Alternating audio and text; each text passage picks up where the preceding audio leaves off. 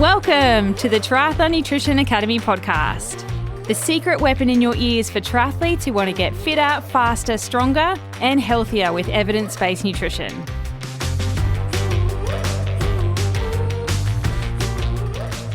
Welcome back to the Triathlon Nutrition Academy podcast. Today's episode has a little bit of rant energy, I'm not going to lie. I have crossed into the 40s threshold and I feel like my patience for this stuff has diminished significantly because it's 2025 and triathletes are still falling for the same old nutrition myths that are slowing you down.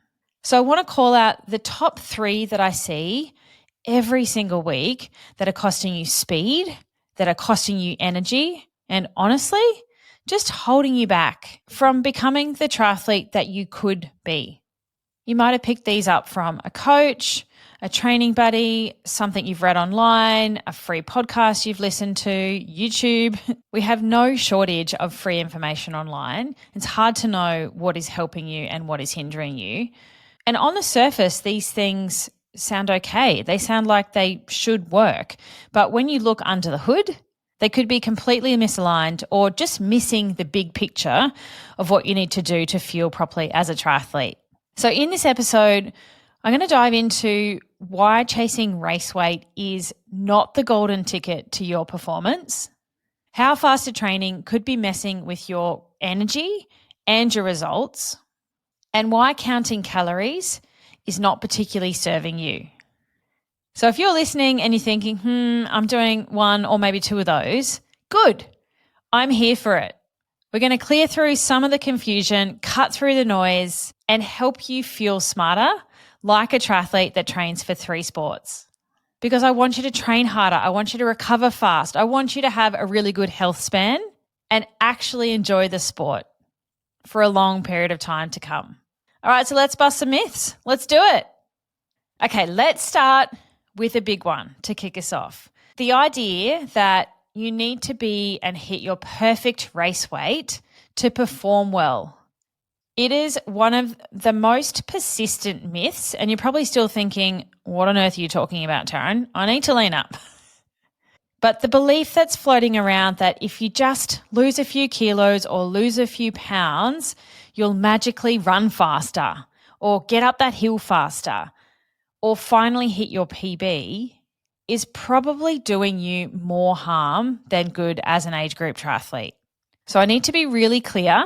I'm talking to you as an age grouper. I'm not talking to you as an elite Tour de France rider. Your weight on the scales is not the number that determines your performance.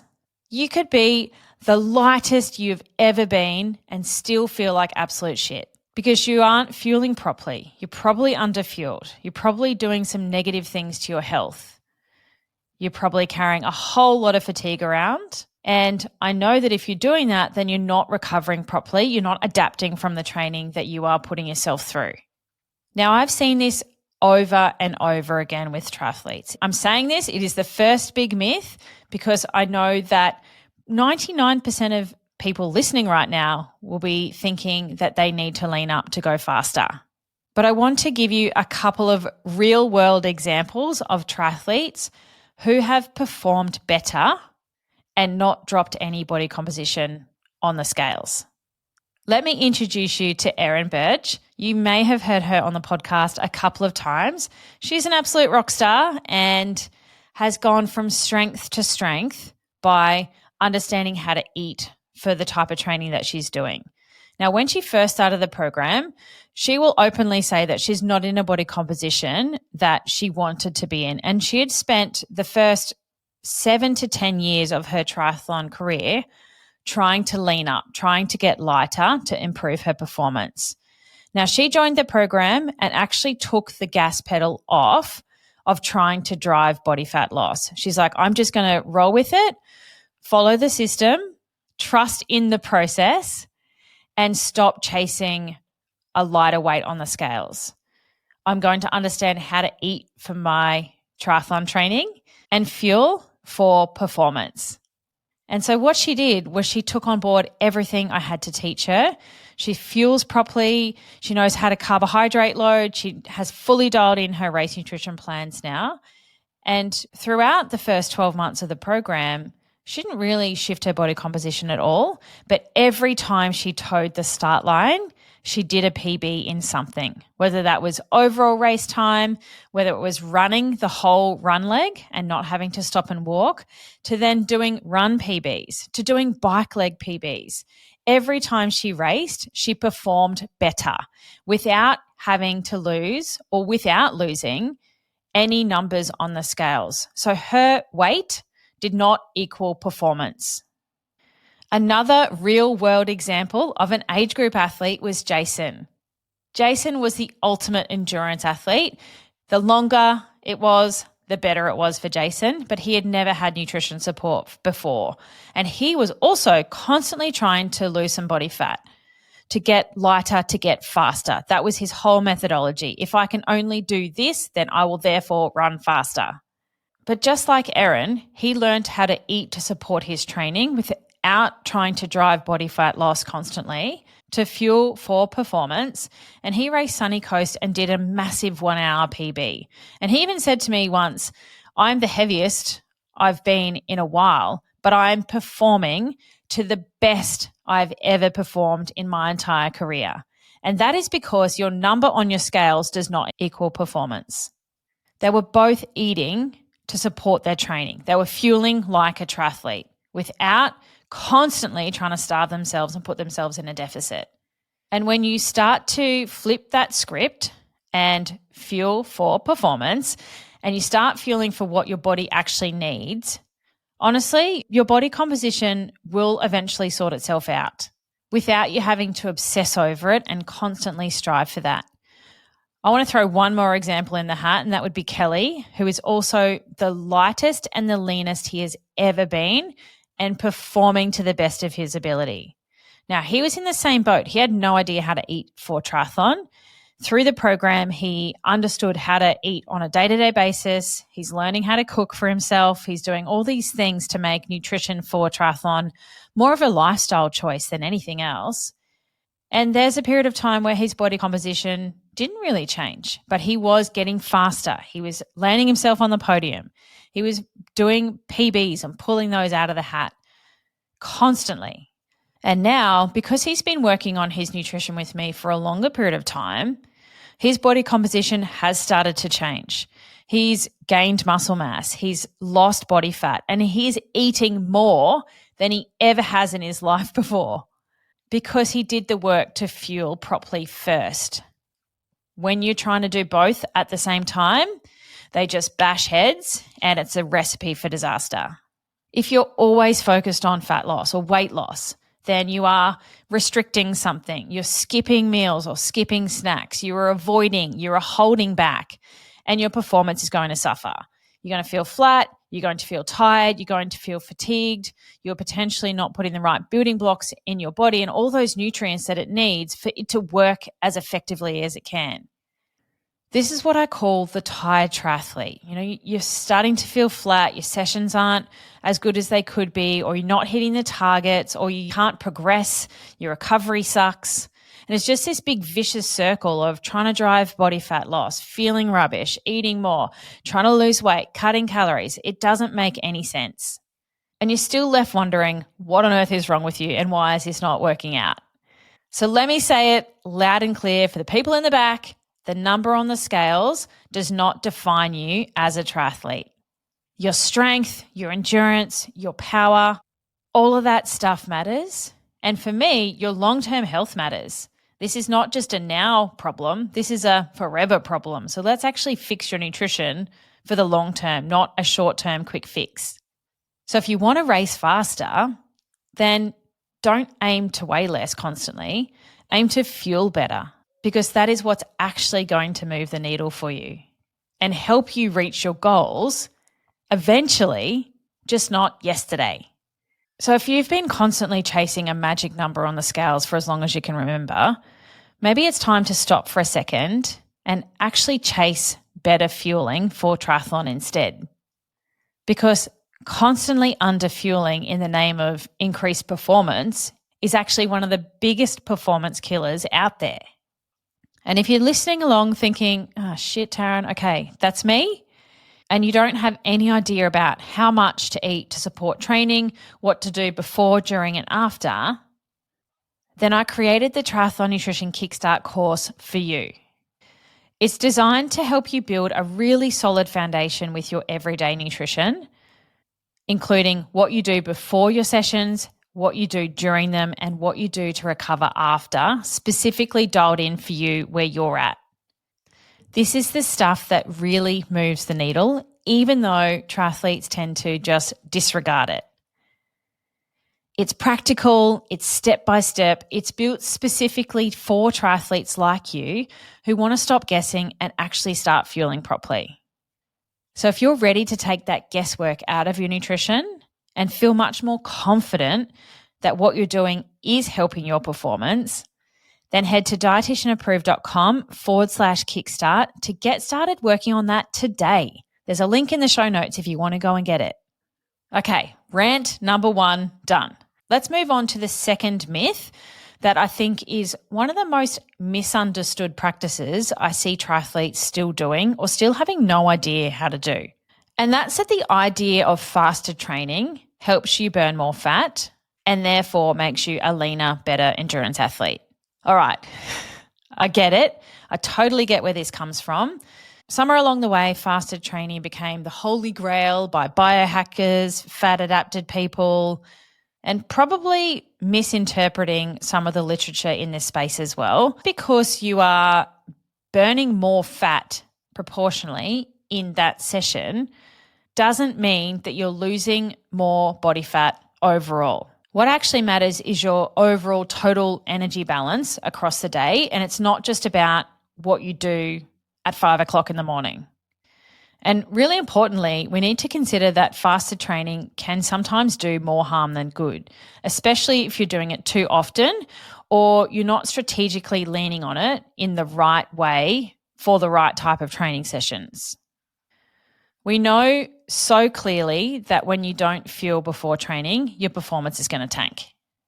Your power output won't be as high, your perceived effort increases, your recovery is going to be slower, and you're more likely to get crazy ravenous and put yourself into a hole later in the day. And that is where it honestly backfires for so many triathletes. You end up hungrier, you end up having more snack accidents, and you spend the afternoon chasing fast-acting sugars for quick energy to get you out of that slump. So while you might think you're getting ahead by skipping your pre-training fueling in the morning, what you're actually doing is setting your whole day up on the back foot. Now, there are situations where fasted training might be used strategically. Sure, yes, let's do it. I'm here for it. But it is a tool for specific situations, and it absolutely requires the entire rest of your fueling plan to be on point. It has to be rock solid first, because what I see often is triathletes skipping that and using that as a strategy because they're short on time, or they have no idea what they're doing, or somebody told them that it was good, or they really struggle to eat before training, or they're trying to lose weight and drop body fat. So it's just one way of keeping calories at bay. And that is why so many age group triathletes do feel flat, do feel rubbish, aren't performing to what they're capable of in their training sessions, and under recovering to not get the most out of that training block. You spend so much time training and you spend so much money on everything in this sport. It makes no sense to me why you then wouldn't align those whole training strategies with the nutrition strategies that go with it to maximally support it, maximally get the most out of it. But before you even look at fasted training as a strategy to burn more fat or whatever it is we're trying to do, you need to get the foundations right first. Otherwise, you are just digging yourself a bigger hole. So you need to understand what to eat before training if you're fueling, how to fuel your sessions properly, and what recovery nutrition actually looks like specifically for you. Those 3 key things are something that I can teach you inside the Triathlon Nutrition Kickstart course. It is a step-by-step way to fuel your body properly so that you can get the most out of your training session, so that you can recover to back up again and go the next day and start to set your whole triathlon nutrition foundation up right and build it solid from the ground up. So head to dietitianapproved.com/kickstarted to get started doing that today. Okay, moving on to myth number 3. This one is a goodie. I'm happy to round out with this one, and that's that you need to track every calorie to get results.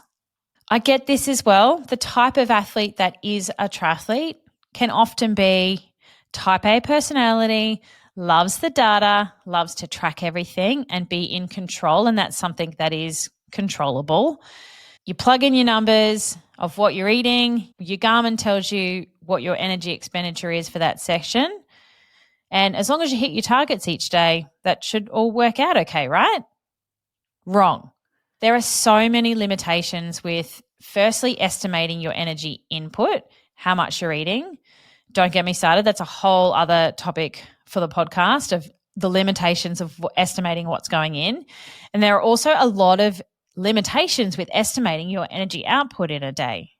So already we're starting with numbers that are not particularly accurate. Like, sure, they might be ballpark, but the only way to get as accurate as possible would be to be involved in a research study, have everything weighed, everything perfectly dialed in, and bomb calorimetry all the food in duplicate, as well as live in a tent and have that gas exchange 24/7.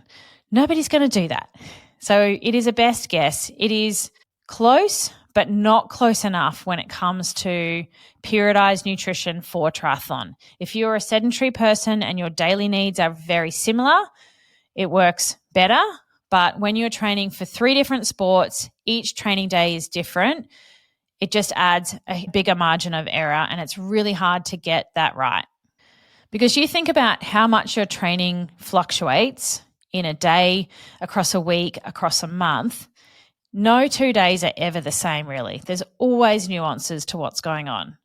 Your hunger levels vary as well, and your performance needs shift and change as you go through your training program, as you head closer to your race, as you head into your post-race period.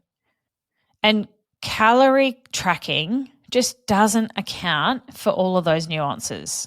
My biggest crux with this, and why I'm quite vocal about teaching athletes how to eat without it, is that it doesn't teach you how to eat. It doesn't help you understand what to put on your plate and how to set yourself up for long-term health and performance if you're just blindly following this random generic target some app has set you that knows nothing about you. Because you're ignoring what your body is telling you, and you are confined to this stationary, arbitrary number that in probably most instances is too low anyway.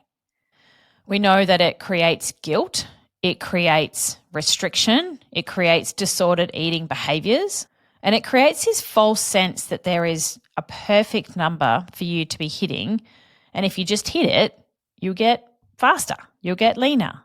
And I don't believe that tracking calories is going to get you results. It is a tool that we can use and we can lean on, but it is not a long-term strategy for the majority of athletes. So here's what actually works and what I've seen in my 2 decades of practice as a sports dietitian. Learning how to eat to support different training days.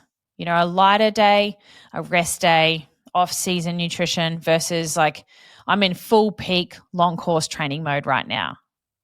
You also need to understand how to fuel your different types of training sessions, whether they're long, whether they're short, whether they're easy, whether they're hard. You're blanketly following a 90 grams of carbs an hour fueling strategy is not serving you the majority of the time. And what also works for long-term success is knowing what your plate should look like based on training and based on whatever's going on in your life, not how many kilojoules or how many calories it contains.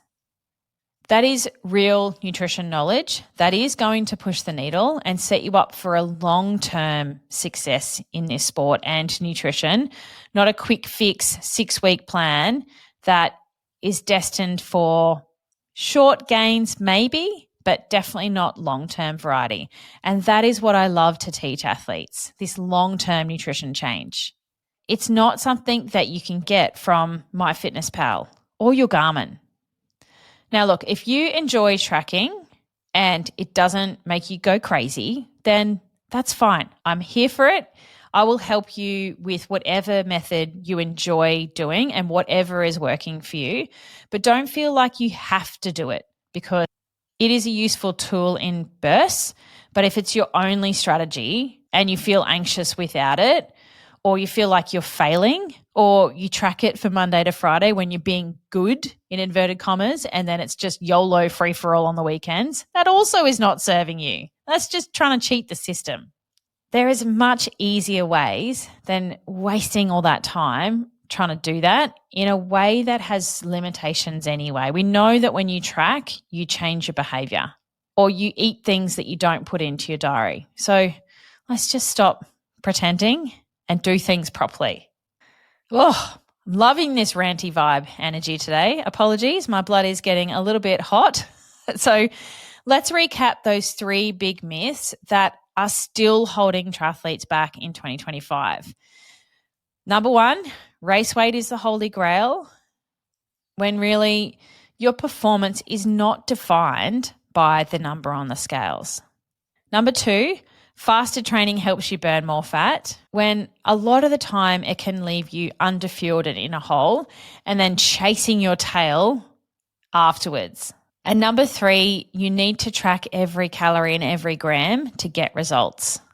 What you actually need is to have a solid understanding of how to eat like a triathlete. And if any of those hit a little bit too close to home, I'm sorry, but also good. That means you're starting to see where the gaps are and how you can do something about it to fix it.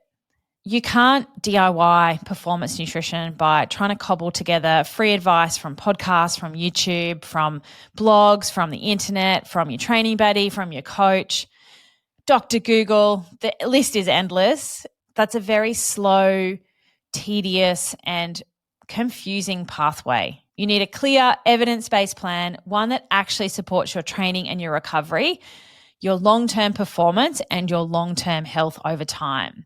And that is exactly, my friend, what is inside the Triathlon Nutrition Kickstart course. Inside, I'm going to show you how to build balanced meals that will set you up for health and performance. I'm going to show you how to fuel your sessions properly, both before and how to set them up, whether you want to do faster training or not. But I'm going to show you when is a good time to do that and when is a terrible time to do that, as well as how you fuel during those sessions, because the blanket 90 grams of carbs an hour advice is rubbish.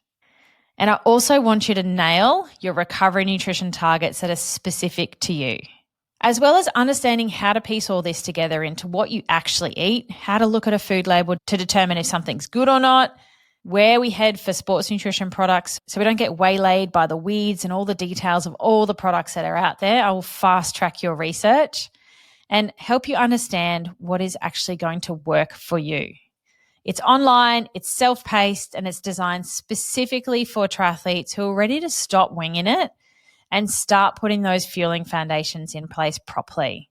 If that sounds like what you need, then go to dietitianapproved.com/kickstart or click the link in the show notes and start taking the course today. Thank you for tuning in, legend. I'll see you next week.